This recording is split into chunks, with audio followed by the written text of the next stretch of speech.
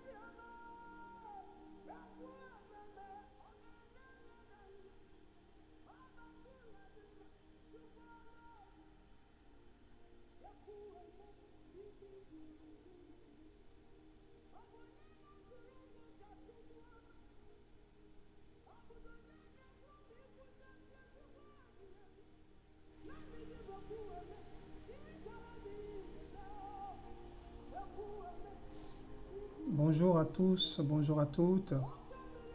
J'espère que vous allez bien et que vous avez passé une bonne journée. Je reprends cette vidéo que j'ai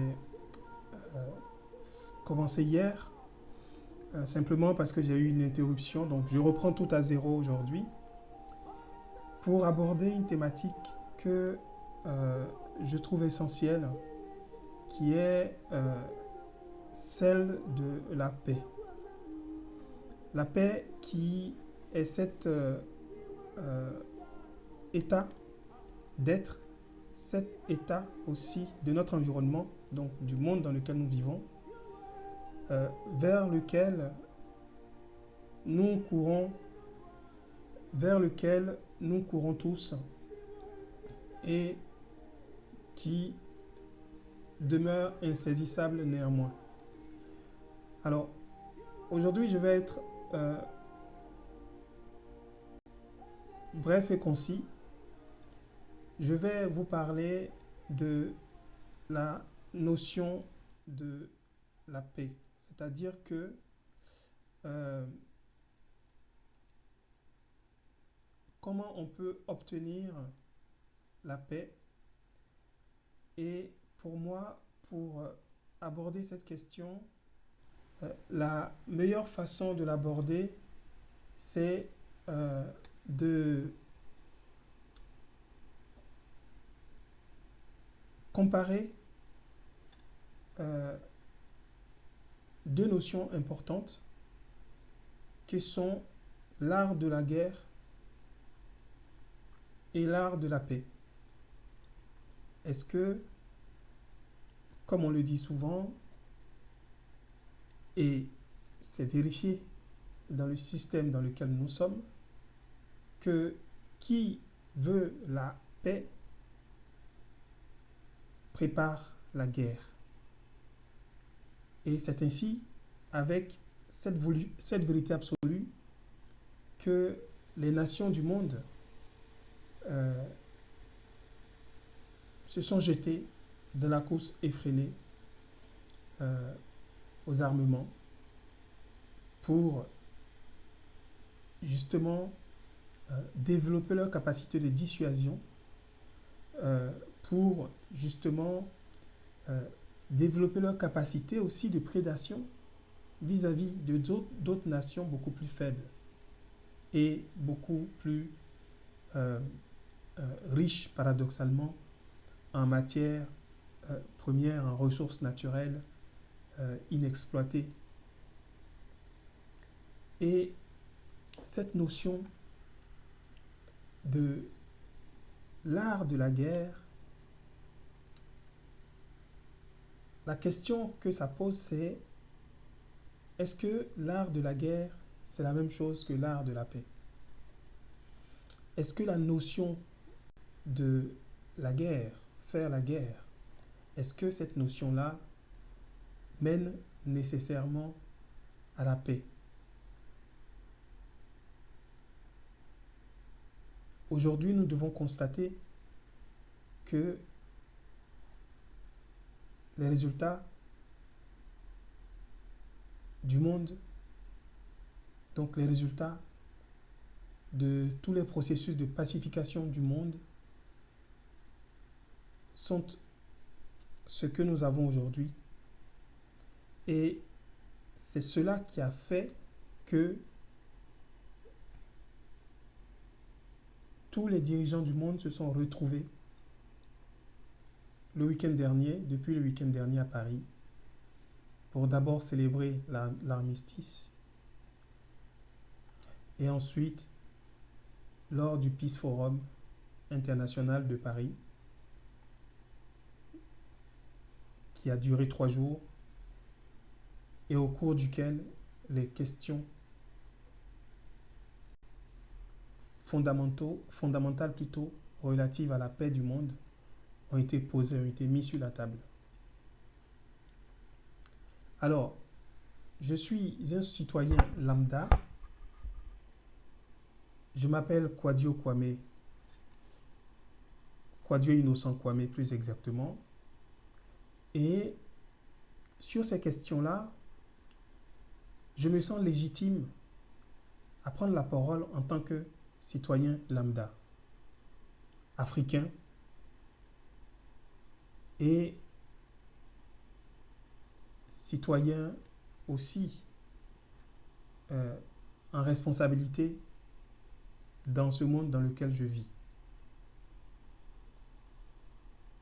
C'est peut-être pas courant pour certaines personnes que un Africain se prononce sur ce genre de questions.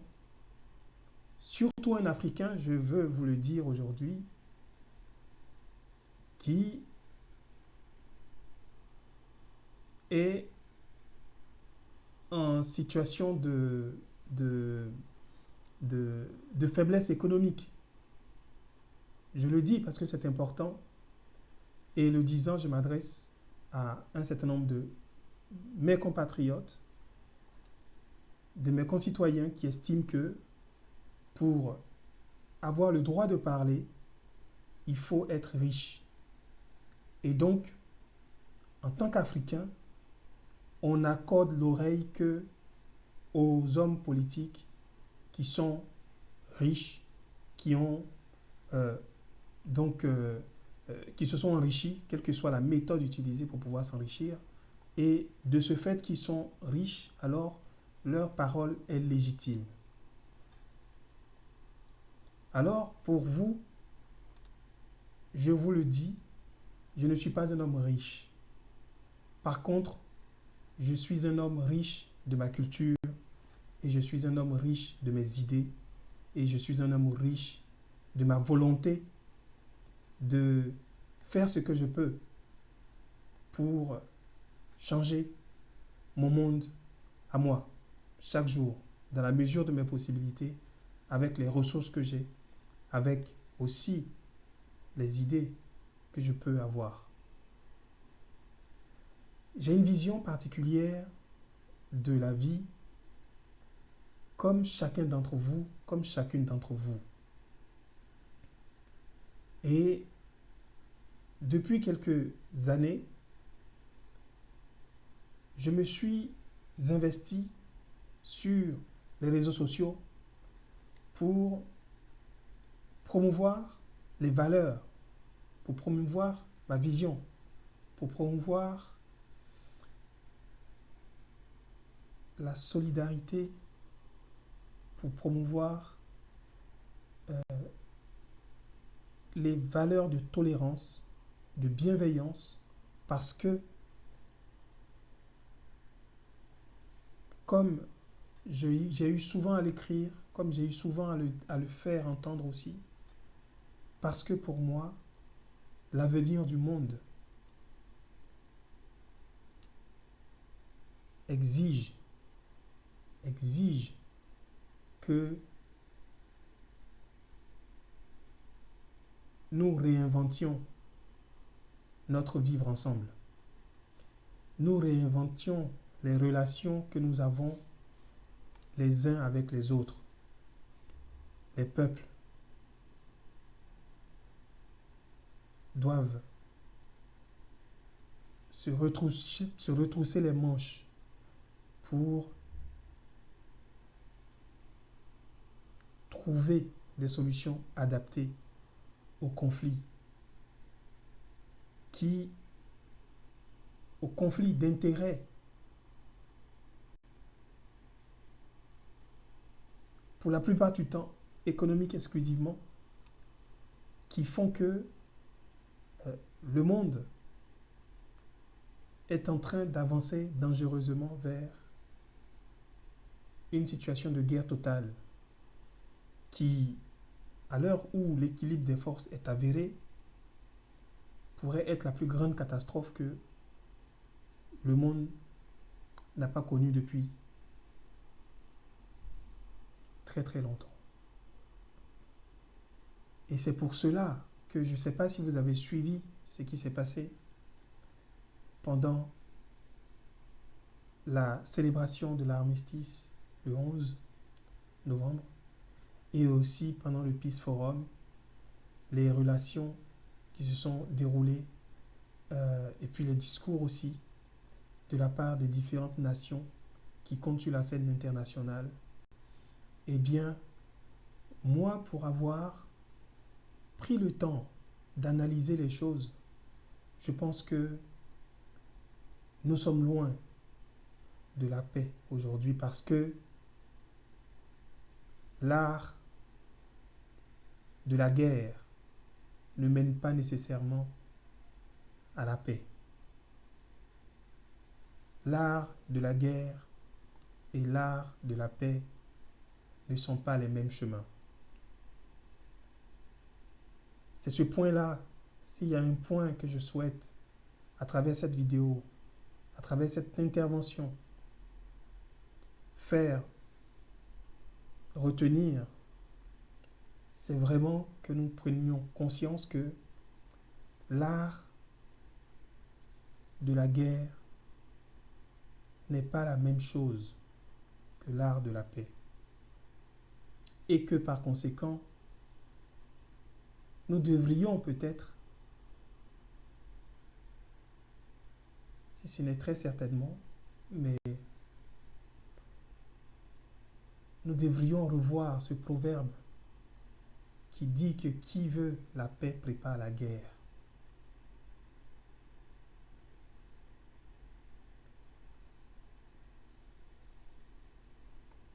Alors, permettez-moi de revenir sur...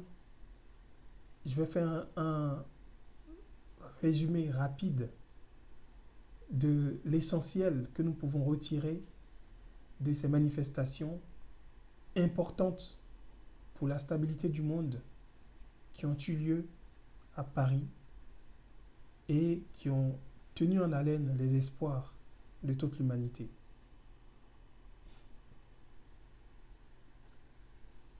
Quelques éléments principaux que j'ai pris le soin de rassembler pour nous permettre en maximum 2 minutes d'avoir une appréciation de ce qui se passe et de l'état d'avancement des choses. Alors, j'ai préparé pour vous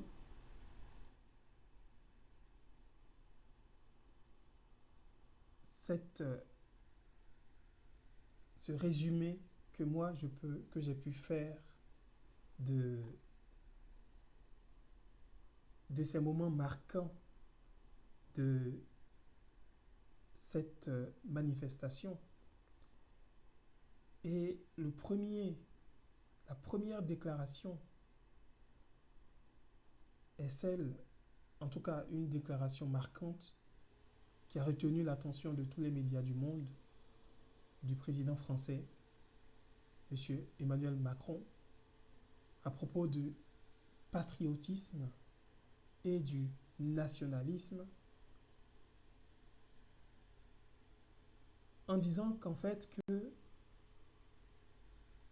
le nationalisme est l'exact opposé du patriotisme, en ce que le nationalisme eh bien, est une trahison du patriotisme. Et que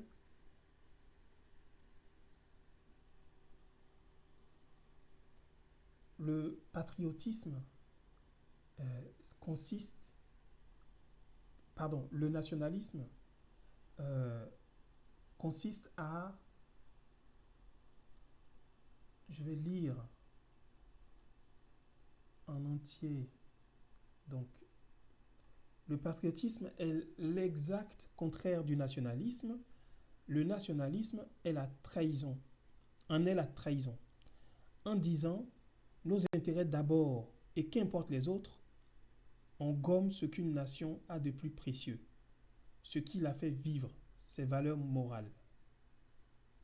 Donc, comme vous le voyez, c'est une déclaration lumineuse, brillante,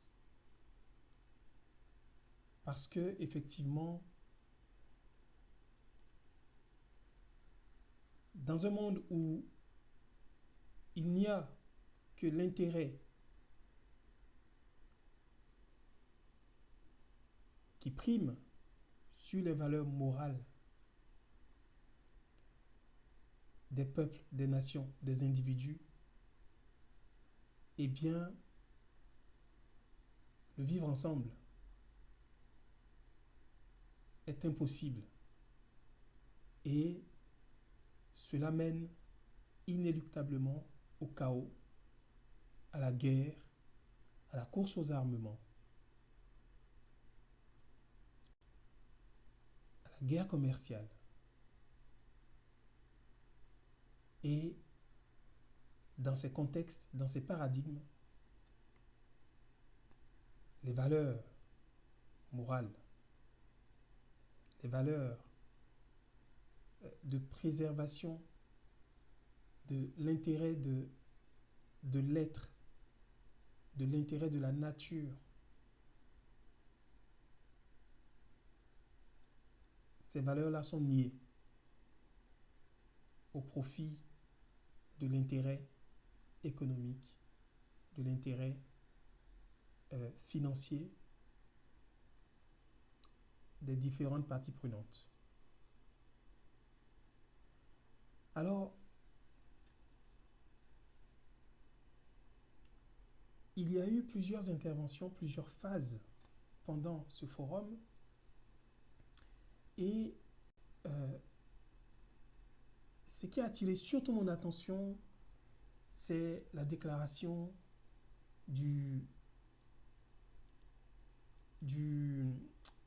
représentant des Nations Unies qui justement a fait une brillante déclaration pendant cet événement pour situer justement la nécessité de trouver des mécanismes pour réguler les rapports entre des nations, les rapports entre les peuples, et ainsi, en privilégiant le multilatéralisme, éviter que nous ne précipitions l'humanité dans une guerre totale où, effectivement, compte tenu de l'équilibre des forces en présence aujourd'hui, conduirait à des dommages irrémédiables sur cette terre où nous vivons tous. Alors, je vous laisse aller vérifier cette vidéo-là sur le mur du président de la République, Emmanuel Macron. Donc, j'ai mis le lien ici, le lien vers cette ressource.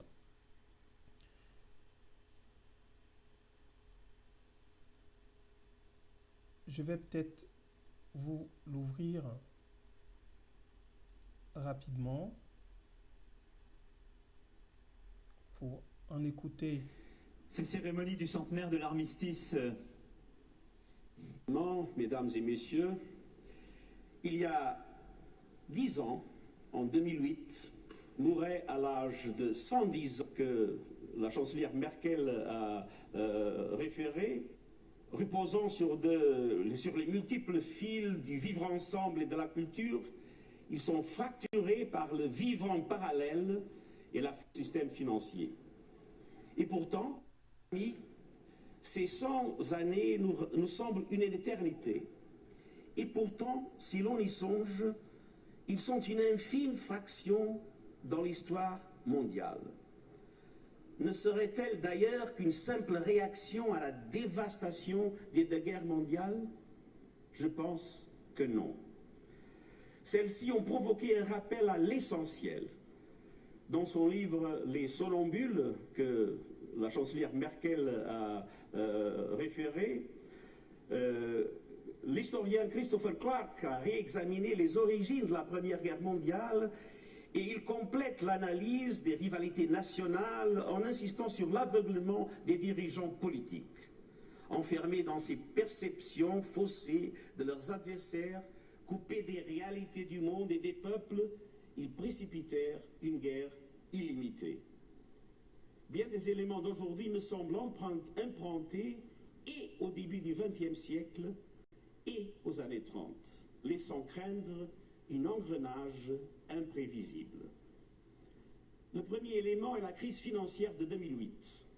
Rappelons-nous, 10 ans après le crash boursier de 1929, débutait la Seconde Guerre mondiale. Force est de constater que la leçon a été retenue en 2008. Une grande dépression a été évitée par un arsenal budgétaire et monétaire sans précédent pour soutenir la demande et sauver le système financier. Et pour malgré le retour à la croissance de l'économie mondiale, la facture a été réglée dans les votes de l'année 2016 des deux côtés de l'Atlantique, et plus largement en Europe et dans le monde. La revanche du politique sur la rationalité macroéconomique qui traduit la déstabilisation des classes moyennes, le blocage de la mobilité sociale par la stagnation des salaires, les inégalités croissantes et une indignation des peuples face à la trahison des élites. D'ailleurs, le mot historique, trahison des clercs, qui a été aujourd'hui prononcé par le président Macron dans le discours de notre cérémonie officielle. Deuxième élément, les années 30 virent des démocraties emportées par une vague totalitaire. On n'est pas dans la même situation aujourd'hui, mais on constate une polarisation de la vie politique et de la société elle-même qui érode dangereusement les droits et libertés fondamentales, les principes démocratiques et l'état de droit. Les systèmes politiques et les constitutions sont mis à l'épreuve des préjugés identitaires, du terrorisme et de la corruption de l'information. Reposant sur les multiples fils du vivre ensemble et de la culture, ils sont fracturés par le vivant parallèle et la fusion des passions ethniques, religieuses et nationales. Ces passions aigres ont nourri les replis nationalistes et l'antisémitisme dans les années 30. Ne le perdons jamais de vue, surtout aujourd'hui. Mesdames et messieurs, l'affaiblissement de l'esprit de compromis propre aux démocraties et l'indifférence à l'égard des règles collectives sont le poison du multilatéralisme. Et j'en vois malheureusement des signes réels. Le premier est la division du Conseil de sécurité, notamment sur le conflit syrien, qui signe le retour des systèmes d'alliance au Moyen-Orient et surtout le sacrifice de la population syrienne. Le deuxième est une dynamique de confrontation commerciale, dynamique qui montre le retour du bilatéralisme contre le multilatéralisme commercial incarné par l'Organisation mondiale de commerce et son organe de règlement des différences.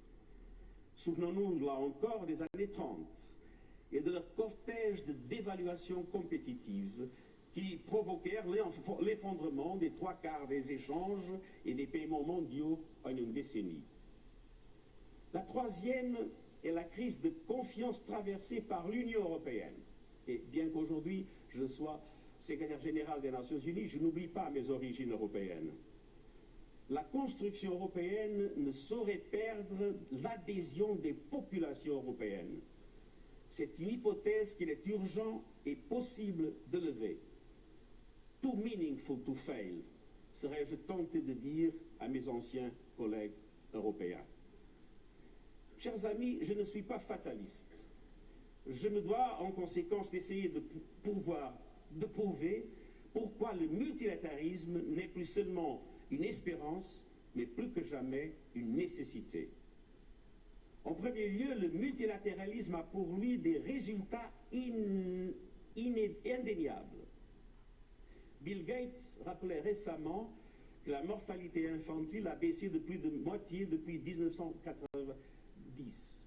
Ce n'est pas seulement l'action des organisations multilatérales, c'est naturellement aussi l'action des États. Mais ce ne serait pas possible sans les organisations internationales. Nous voyons aussi que l'extrême pauvreté a baissé de 36% à 8%. Les campagnes de vaccination de l'Organisation mondiale de la santé ont permis d'éradiquer la variole. Et aujourd'hui, nous sommes très proches d'éradiquer la poliomyélite. 7,6 millions de décès du sida ont été évités grâce à un meilleur accès au traitement, une fois de plus, largement dû aux organisations multilatérales. Et dans le domaine du maintien de la paix et de la sécurité, plus d'1 million d'hommes et de femmes de 127 pays ont servi en 70 années dans les missions de maintien de la paix pour contenir l'extension des crises, pour protéger les civils et soutenir les processus politiques. Les casques bleus sont notre marque. Donc voilà un peu cette intervention que j'ai trouvée très instructive par rapport à l'état de dégradation des relations entre les grandes puissances du monde. Et cette sortie donc du président Macron a marqué effectivement pour l'observateur que je suis un shift, un cap important dans le développement des relations entre la Russie, entre les États-Unis surtout, avec les nations européennes et la Syrie et l'Afrique étant les principaux champs, les principaux terrains de jeu, les principaux points de division qui opposent ces grandes puissances. Alors, ce qui est encore plus alarmant, c'est que à la fin donc de ce sommet qui était destiné à la paix, à la promotion et surtout au développement d'outils, de nouveaux outils de gouvernance plus adaptés au contexte de dangerosité du monde actuel, eh bien, nous nous sommes retrouvés avec des réactions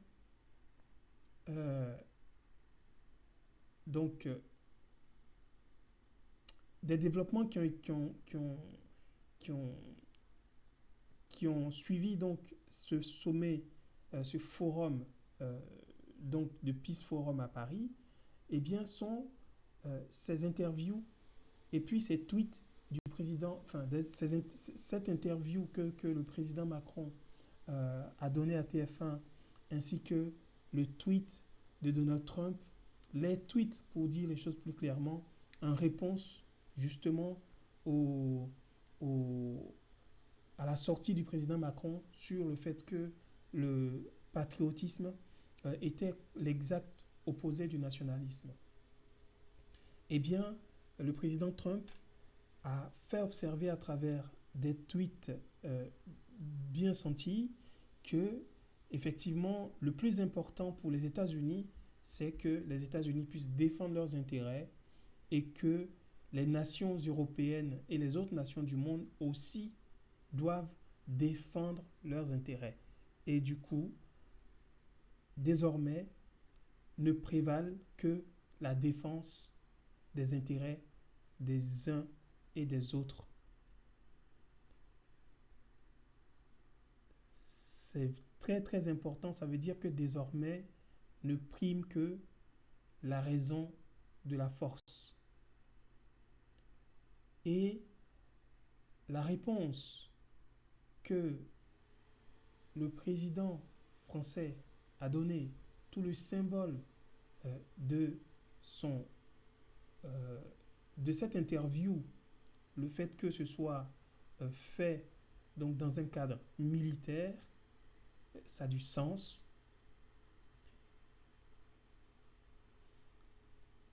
Et il faut savoir aussi, en tant qu'Africain, en tant que citoyen du monde, bah, décrypter ces éléments-là. Et surtout, il faut savoir aussi prendre suffisamment au sérieux, avec une certaine vigilance, le développement des événements, parce que justement, il ne faut pas être surpris demain avec l'évolution des choses. Et je pense qu'en cette matière-là, il en va de la responsabilité de chaque citoyen, de chaque citoyenne, de s'intéresser, de décrypter ces choses et de ne pas laisser les médias nous dire qu'est-ce qui se passe. Et il faut lire entre les lignes et il faut s'ouvrir sur les différentes perspectives. Comment est-ce que les Américains pensent? Comment est-ce que les Français pensent? Comment est-ce que les Allemands pensent? Comment est-ce que les Africains aussi pensent? Comment est-ce que les Syriens pensent?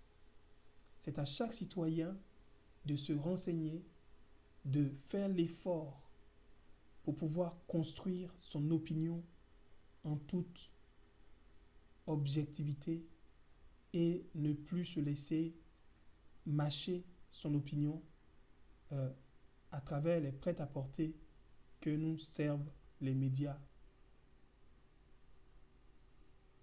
mainstream. Alors, vous trouverez cette vidéo de l'interview du président Macron sur sa page Twitter. Je vous fais écouter juste un petit extrait qui va, je pense, vous montrer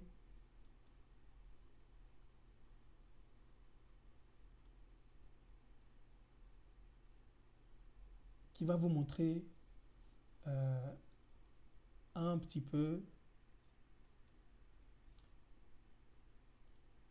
l'évolution des choses. C'est bien celle-ci.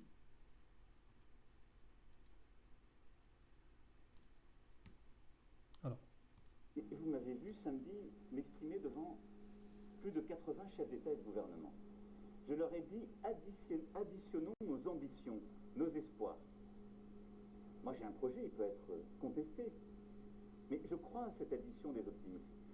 Là, il y a beaucoup de gens qui sont dans l'addition des colères et l'addition des blocages. Ça ne fait pas un projet pour le pays. Un mot sur le blocage. Quand dans un côté, vous avez ensemble des gens qui veulent plus d'emplois publics et des gens qui veulent moins d'impôts, je dis juste aux Français, on est en train de vous mentir et de vous manipuler.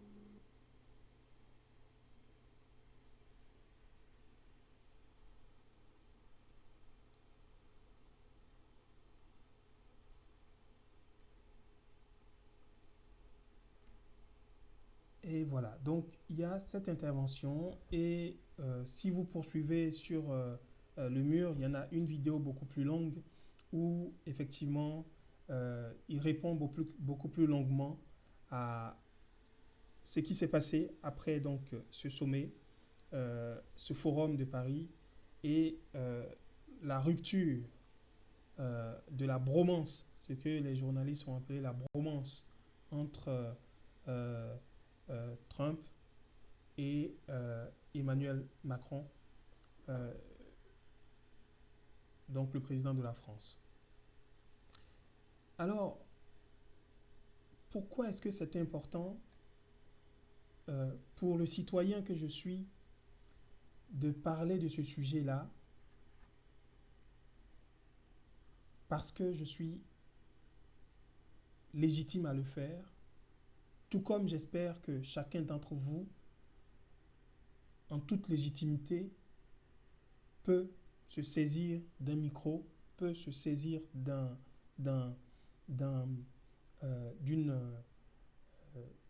peut exercer son droit aussi de parole, sa liberté d'opinion et sa liberté d'expression.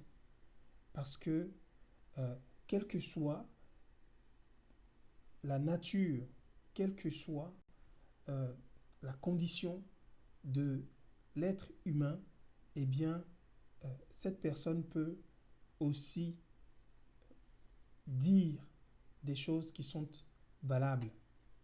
Peut-être pas absolues, mais des choses qui sont valables. Et c'est cela qui peut permettre justement de pouvoir améliorer le vivre ensemble, pour pouvoir enrichir justement le champ, l'espace de vie que nous avons en commun. Eh bien, moi, je pense par rapport à ces relations internationales, je me suis exprimé là-dessus à travers mon mur Facebook et j'ai fait cette sortie sur les relations internationales le 26 décembre 2017 pour dire que le titre de cette sortie c'était « Soyez la lumière qui éclaire votre monde ». Alors je disais en substance, je vais agrandir l'écran pour que nous puissions le lire ensemble.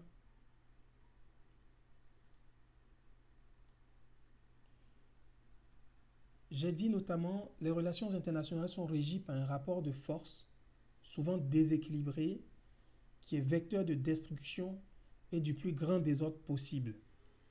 Certes, mais les relations internationales peuvent aussi devenir des rapports d'harmonie entre les peuples, des rapports d'émancipation et d'enrichissement mutuel entre tous les êtres. L'ordre juste est un équilibre précaire, en tension permanente, mais qui doit maintenir son point d'équilibre. Nous pouvons établir des relations meilleures entre tous les êtres, tous les peuples, qu'ils soient visibles, manifestés ou non manifestés. Il est temps de dépasser ces rapports de force destructrices de valeurs sociales et de richesses humaines pour co-construire ensemble, de peuple à peuple, d'individu à collectivité et d'individu à individu, des rapports d'harmonie, de prospérité collective et de progrès véritable pour toute l'humanité. Notre idéal de société se façonne chaque jour dans nos cœurs à partir de chacune de nos aspirations profondes et de chacun de nos rêves. Notre responsabilité première en tant qu'être humain, c'est de découvrir qui nous sommes vraiment depuis toujours et de travailler en conscience pour réaliser dans notre vie, plus précisément dans notre expérience de vie, le meilleur que nous voulons pour nous-mêmes et pour notre environnement vital. Chaque jour, chaque instant, dans la juste proportion de notre pouvoir et nos capacités humaines, intellectuelles, physiques, morales, financières, notre responsabilité première est de construire en nous-mêmes et pour chacun et chacune, bien sûr, le monde que nous désirons, selon nos pensées, nos paroles et nos actes les plus justes et les plus nobles. Car nous sommes tous partie du problème et surtout partie de la solution. Nos gouvernements sont à l'image de ce que nous projetons hors de nous. Donc je vais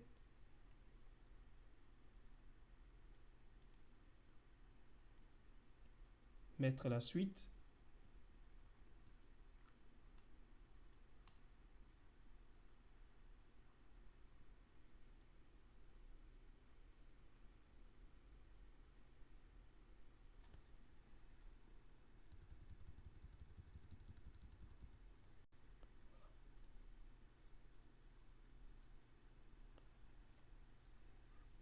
Nos gouvernements, donc je disais, nos gouvernements sont à l'image de ce que nous projetons hors de nous et de ce que nous acceptons en nous. chers frères, chères sœurs en humanité, cultivons en nous-mêmes la justice, la vérité et l'équité en toutes choses, en tout temps et en tout lieu, et nous impacterons positivement notre entourage, notre environnement, notre village, notre pays, notre continent, et ainsi de suite, de la plus petite échelle à la plus grande. Car la lumière part toujours de sa source. Et de ce fait-là, je concluais pour dire, soyez la lumière qui éclaire votre monde, afin que nous puissions devenir la lumière collective qui illumine le monde entier. Et comme j'ai pour habitude de dire à travers les réseaux sociaux et aussi ailleurs, que comme des abeilles conscientes et consciencieuses, les cœurs à l'ouvrage nous devons garder. Voilà ce que je souhaitais partager avec vous à propos de cette paix que nous cherchons, mais que de façon évidente, aujourd'hui, l'art de la guerre qui est pratiqué ne peut pas nous permettre de l'obtenir, cette paix. L'art de la guerre, c'est cette course effrénée à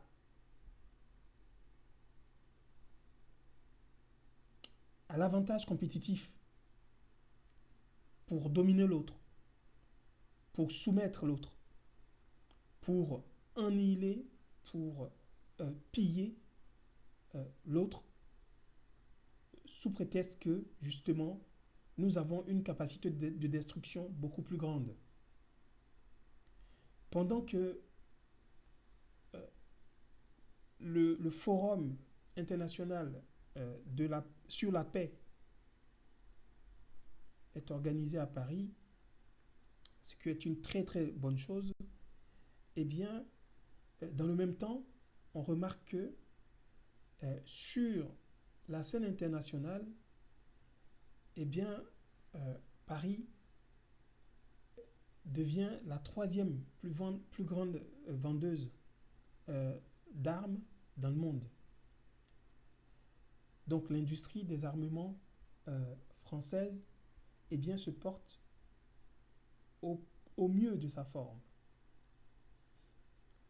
Et également pour la Russie, pareil, pour la Chine, pareil, et pour toutes ces nations qui sont en train de se confronter en Syrie, qui sont en train de se confronter en Centrafrique, en Afrique en général. Eh bien, ce sont ces nations qui parlent de la paix, qui viennent parler de la paix et qui, tout en faisant l'art de la guerre, entendent imposer la paix en imposant bien sûr la raison de leurs intérêts, la raison souveraine, j'ai envie de dire, de leurs intérêts économiques, industriels et j'en passe. Nous courons vers une instabilité chronique qui a dans son sillage toujours plus de destruction, qui a dans son sillage toujours plus de risques de déflagration générale pour justement rendre cet environnement dans lequel nous vivons impropre à la vie humaine. Et pas que à la vie humaine. Et je pense que la conscience citoyenne que je suis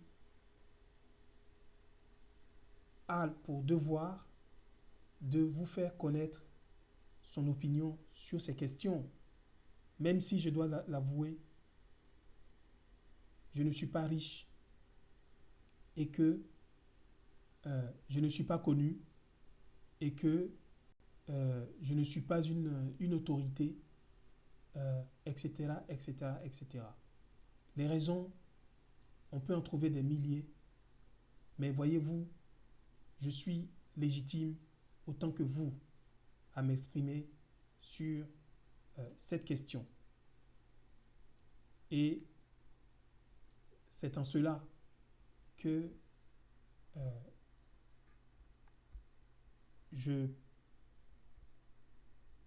c'est à cela que je veux vous inciter, vous aussi, à analyser les choses, à faire connaître vos points de vue et puis de ne pas hésiter aussi à garder votre objectivité et à analyser les choses avec un peu de recul pour voir un peu comment est-ce que les choses évoluent et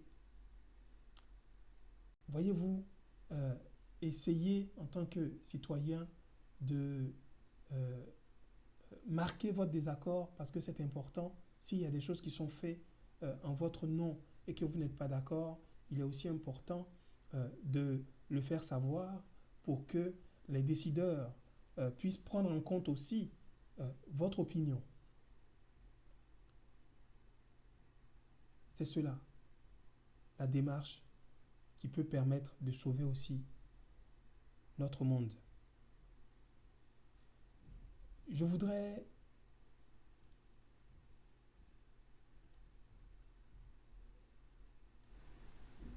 donc vous dire que personnellement, je suis un peu préoccupé par l'évolution des choses. Je suis préoccupé par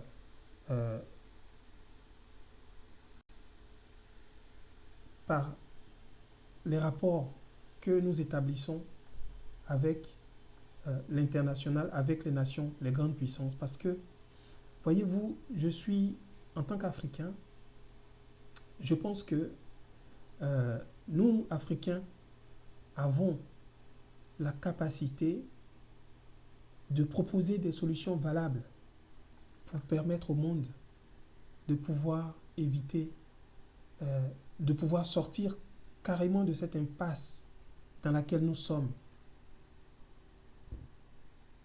L'Afrique a des solutions importantes à proposer au monde. Et malheureusement, et là je veux m'adresser à la jeunesse africaine, je veux m'adresser aux hommes politiques africains, eh bien, malheureusement, messieurs, mesdames, vous ne jouez pas votre rôle parce que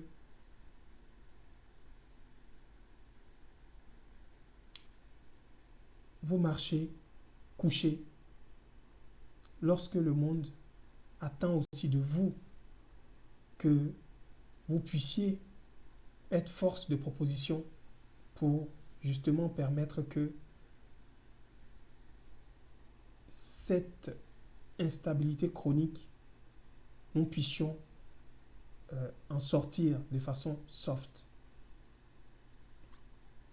C'est un travail collectif. Et la peur qui habite les cœurs des Africains, la peur, l'esprit de division, l'égoïsme qui habite nos chefs d'État empêche que nous puissions faire connaître au monde ces solutions que l'Afrique peut apporter pour justement permettre de décrisper la situation.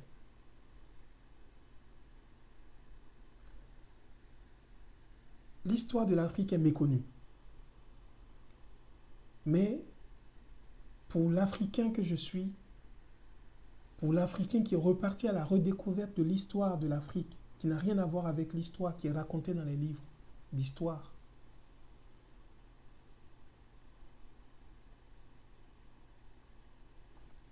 l'Afrique est le continent qui a eu le plus grand, le plus long règne de stabilité dans toute l'histoire du monde.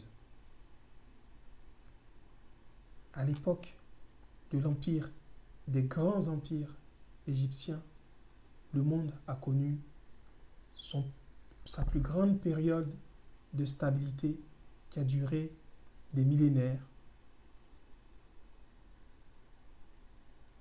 Et cette culture de la paix, de la tolérance, de l'émancipation de l'être à travers la civilisation a permis à l'Égypte d'ériger des bâtiments qui tiennent jusqu'à nos jours, même si ces civilisations ont été vaincues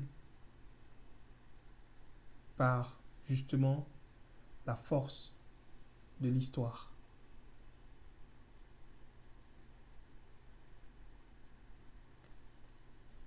Aujourd'hui, dans toutes les capitales du monde, trottent les obélisques, les momies. Tout ceci sont des valeurs, ce sont des objets de force, des objets sacrés qui ont été déposés par cette civilisation égyptienne, égypto-nubienne, et qui aujourd'hui sont exposés dans les musées des pays, des grandes puissances du monde où nous vivons, et que tous les touristes du monde peuvent aller voir, peuvent aller admirer, et toutes les personnes qui s'intéressent aux sciences égyptiennes retournent encore aux écrits qui ont été laissés, aux textes sacrés, les médou nétaires qui ont été laissés justement pour pouvoir puiser l'essence de leur savoir et renouveler aussi le socle de leur savoir et de leur pratique en termes de civilisation, en termes de socle de connaissances. Nous, les peuples africains, nous avons dans notre tradition, dont la transmission a été partiellement rompue, eh bien nous avons des trésors que nous pouvons ressusciter pour pouvoir justement enrichir les débats, pour pouvoir justement contribuer de façon constructive, de façon positive au débat sur la paix, au débat sur la gouvernance du monde, pour justement être à même de permettre de sauvegarder l'intérieur supérieur de l'homme.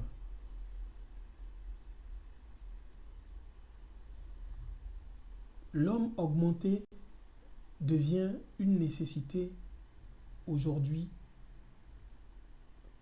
L'homme augmenté est ce que les gens appellent l'intelligence artificielle, c'est-à-dire que on permet aux hommes de pouvoir avoir des capacités supérieures ou pas naturelles plutôt, à travers des dispositifs électroniques, à travers des expériences sensorielles générées par du matériel électronique. On dit que l'homme devient un homme augmenté par ces faits-là.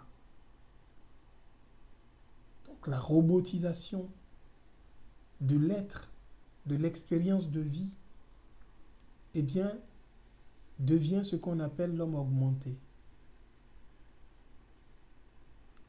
Est-ce vraiment ça qui va nous permettre d'avoir la paix? Est-ce vraiment ça qui va nous permettre d'être épanouis, d'avoir un monde où nous pouvons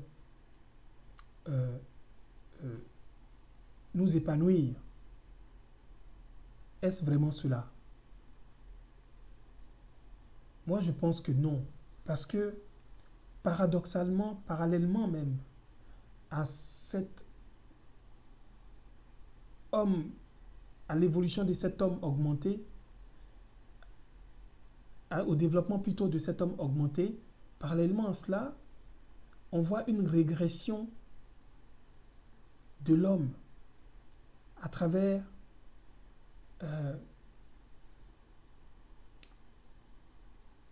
une perte, n'est-ce pas, de son humanité. Aujourd'hui, ne prime plus que l'intérêt, ne prime plus que la course au gain. L'intérêt collectif devient secondaire. L'homme n'est plus dans ces conditions-là en train de se développer, mais l'homme est en train de régresser. Alors non, il faut effectivement que je fasse une précision. L'homme africain est en train de régresser. Parce que, paradoxalement, dans le même temps, l'homme européen s'humanise davantage.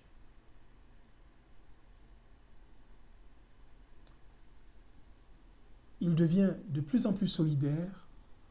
Il promeut des valeurs qui ont été depuis des millénaires des valeurs fondamentales de l'Afrique, des valeurs qui ont permis à l'Afrique de tenir debout face à toutes les adversités que l'Afrique a pu connaître. Ces valeurs de résilience, eh bien, l'être africain les a perdues et cela semble malheureusement être de plus en plus quelque chose de définitif. Alors, je voudrais m'adresser au peuple d'Afrique, à mes concitoyens africains, pour juste leur dire que nous devons nous réapproprier ce que nous sommes. Ce que nous sommes, c'est ce que nous pouvons encore récupérer de notre culture, de la façon de faire de nos anciens, revisiter ces modèles, les adapter aux enjeux, aux concepts du monde, au contexte, du monde. Parce que c'est cela qui va nous permettre de participer à l'œuvre gigantesque qui consiste à développer des règles de gouvernance qui vont permettre de stabiliser de façon durable les relations entre les nations sur des bases équitables et justes. Ceci est l'adresse que je souhaite faire sur ce sujet. Ça fait déjà 1h04 que je parle, que je m'adresse à vous. Je ne souhaite pas être trop long. Et c'est pour cela que sur le sujet de la paix, je voudrais juste vous rappeler que l'art de la guerre ne mène pas nécessairement à la paix. L'art de la guerre ne mène pas nécessairement à la paix.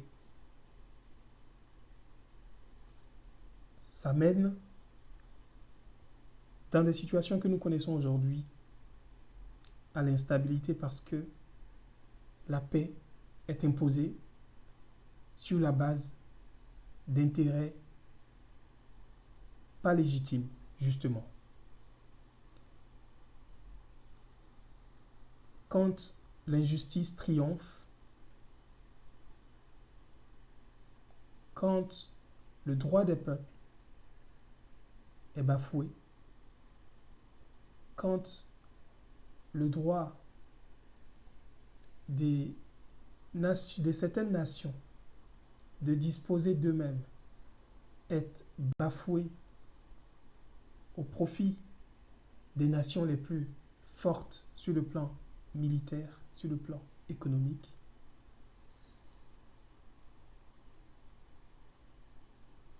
L'instabilité se creuse davantage, les inégalités évidemment, et tout le reste. Et moi, le citoyen lambda que je suis,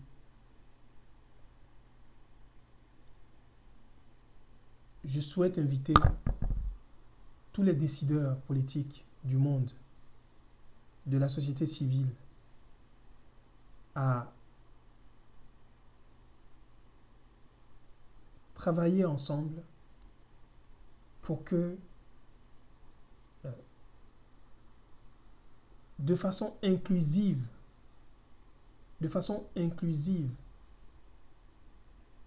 nous puissions sauvegarder les intérêts respectifs de nos peuples.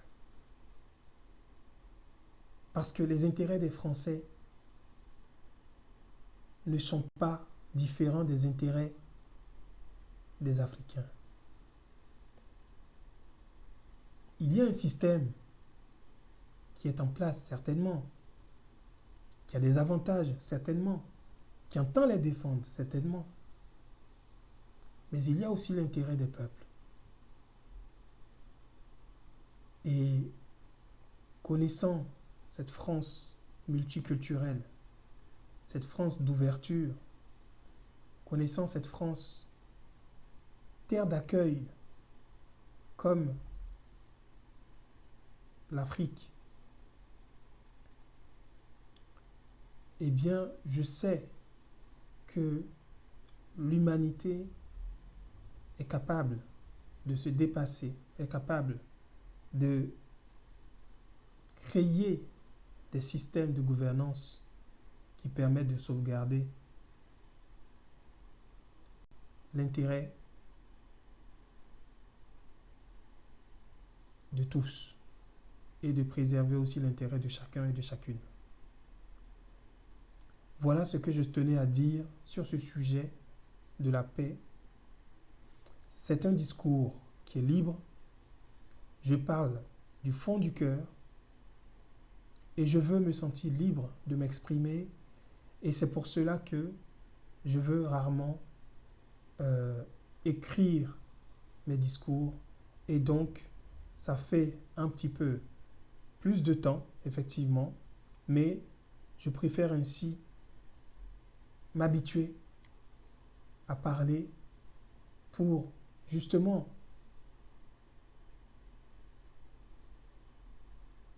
me donner aussi le droit de me tromper. Parce que aujourd'hui, si les citoyens s'éloignent de la chose politique, je pense que c'est parce que, justement, entre ce que nos politiques disent et ce qui est, eh bien, il y a un fossé que, généralement, plusieurs mondes peuvent habiter. Voilà ce que je souhaitais vous transmettre comme message. Eh bien, ce n'est pas pour vous alarmer, mais il faut vous réveiller. Il faut que chacun se réveille, parce que telles que les choses s'en vont, telles que les choses se passent, on a l'impression que ça va dans le bon sens, que tout est calme, tout est tranquille. Mais désormais, sachant qu'il n'y a que les intérêts des uns qui priment par rapport aux intérêts des autres, le contexte international qui est en train de se développer est inquiétant. Et les citoyens que nous sommes, nous devrions, à mon avis, à mon humble avis de citoyen lambda, inconnu, je ne suis pas connu de quelqu'un, je m'appelle juste Kouadio Kwame, et je ne suis porteur que d'une vision, peut-être certes une vision un peu idéaliste de la société, mais je ne suis porteur que de ça. Et en cela, je souhaite véritablement vous interpeller et exercer mon droit aussi à la parole citoyenne. Je suis le créateur de afropolitis.com, un site internet que j'ai dédié pour mettre en lumière l'opinion citoyenne sur ces enjeux qui, pour moi, sont précieux, plutôt sont précieuses, vu que je veux dire les opinions citoyennes. Voilà, vous avez des opinions importantes et souvent, quand vous exprimez votre point de vue, eh bien, je la trouve légitime. C'est pour cela que pendant des années, j'ai pris le temps de relayer ces informations sur mes différents espaces que j'ai aménagés sur les réseaux sociaux à travers donc les comptes Kwadio Kwame que j'ai mis à disposition, que justement j'ai pu en tout cas laisser comme trace pour que justement nous puissions ensemble co-construire une intelligence qui est forcément, comme je l'ai toujours estimé, supérieure à celle que un être humain, moi en particulier, je peux tout seul dans mon coin développer. Et donc ces espaces sur les réseaux sociaux, notamment sur le mur, le compte Kwadio Kwame, donc Kamovin sur Facebook, et puis également la page de afropolitics.com, eh bien ces espaces-là sont des espaces où s'expriment les opinions citoyennes que je trouve intéressantes à relever et que j'ai beaucoup de plaisir aussi à lire parce que instructif, parce que enrichissant. Je ne vais pas être trop long, alors je vais m'arrêter ici. Je pense qu'il doit être 1h12. Voilà. Je vais m'arrêter sur ce point et puis je vais faire une autre vidéo tout à l'heure pour pouvoir justement vous entretenir sur un sujet beaucoup plus personnel, mais qui est lié effectivement à ceci, à donc cette même thématique qui touche donc à la paix. Et cette vidéo-là, je vais la faire directement donc sur Facebook, sur le compte Kwadio Kwame, et il sera relayé évidemment sur cet espace ou sur mes autres espaces. Voilà, donc vous avez le site aussi ikwame.net où vous pouvez suivre mon actualité. J'entends donc ainsi entretenir un espace d'expression et un espace de maintien, de contact régulier entre moi et toutes les personnes qui, de leur position, eh bien, voudront suivre un peu qu'est-ce que nous faisons pour, en tant que citoyens, participer à illuminer notre monde. En tout cas, à mon niveau, je veux illuminer, en tout cas dans la limite de mes capacités, mon monde à moi, et en essayant de donner ma vérité en toute humilité, n'est-ce pas? Et ce faisant, je souhaite aussi, bien sûr, recevoir aussi votre lumière et ainsi nous pourrons faire éclairer davantage notre monde et faire reculer et bien sûr la pénombre et puis les ténèbres qui justement ne peuvent résister à la lumière, à la force de la lumière. Voilà, donc je vous remercie pour votre écoute et pour votre patience. Je vous souhaite de passer une agréable fin de journée. Il est 17h et j'espère que vous aurez passé une excellente journée et je vous dis à très bientôt. Au revoir.